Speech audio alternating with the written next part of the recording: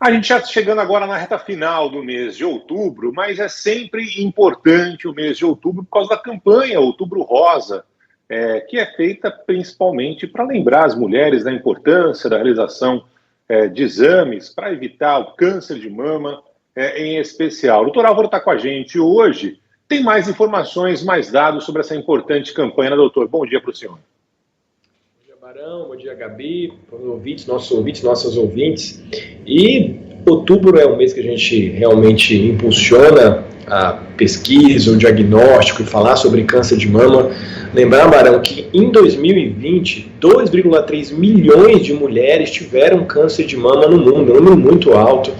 E o mais importante dessa história de falar de prevenção é que quando a gente fala dos fatores de risco relacionados ao surgimento de um câncer de mama, 40% desses fatores de risco, Barão, eles são ajustados por mudança do estilo de vida, especialmente nas mulheres. Lembrar que homens também podem ter câncer de mama ou pessoas que têm aí o risco associado. Então, por exemplo, dieta, evitar cigarro, tabaco, álcool, atividade física. Se incorporar esses hábitos aí no dia a dia com relação à prevenção, eles conseguem prevenir quase que metade dos cânceres de mama nas mulheres.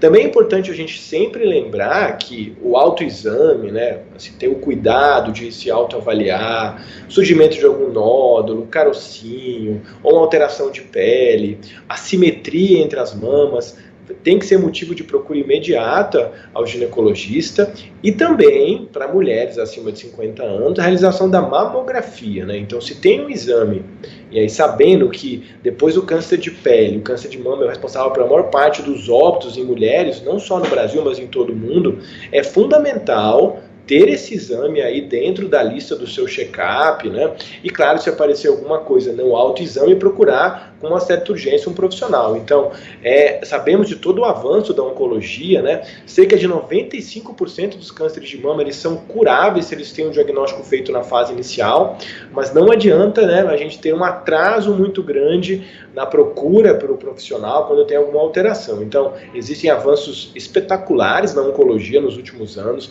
A gente pega caso, Barão e Gabi, de pacientes com cânceres muito graves, aqueles cânceres que respondem mal a várias estratégias de tratamento, mas se é feito um diagnóstico precoce, tem uma grande chance de cura. Então, realmente, a mulher tem que ter um olhar de atenção com relação a essa parte, então, especialmente mulheres acima de 50 anos.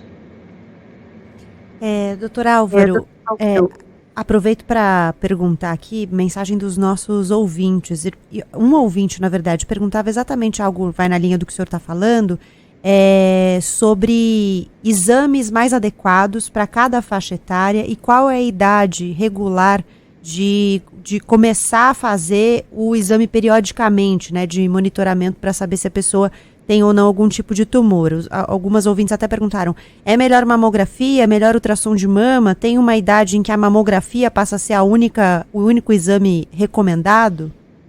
Olha, depois dos 50 anos, a mamografia é o grande exame que a gente tem para indicar. Ih, travamos aqui, vamos tentar refazer a conexão, mas algumas ouvintes compartilhando aqui, Barão. Falando desses exames, né? Falando assim, eu não tenho feito a mamografia porque quando faço ultrassom está sempre tudo tranquilo. Outro ouvinte dizendo assim, eu só faço a mamografia, eu só faço ultrassom, será que é preciso fazer a mamografia? O doutor Álvaro explicava justamente que a partir dos 50, é isso, doutor, que a mamografia é recomendado? É um exame recomendado após os 50 anos.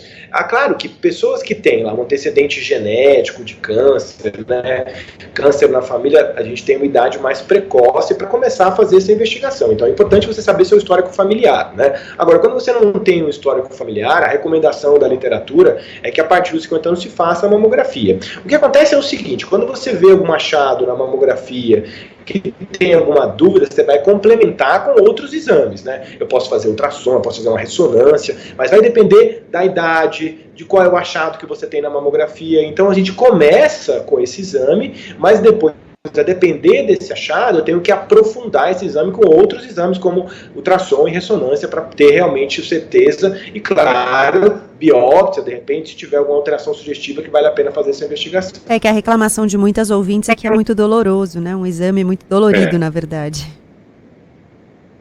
realmente tem uma compressão da realização do exame, às vezes é bastante doloroso, mas a gente tem que pensar, Gabi, do ponto de vista de saúde pública, né? Qual é o exame que está mais facilmente disponível dentro do Sistema Único de Saúde? Então, realmente, a mamografia, o custo-efetividade do exame é muito bom. Para você fazer outros exames como screening, como rastreamento, você eleva muito custo, não vai estar disponível sempre em todos os lugares. Então, tudo começa lá com o seu autoexame e também complementando com a mamografia depois dos 50 anos, quando você não tem um antecedente histórico familiar de câncer de mama na família.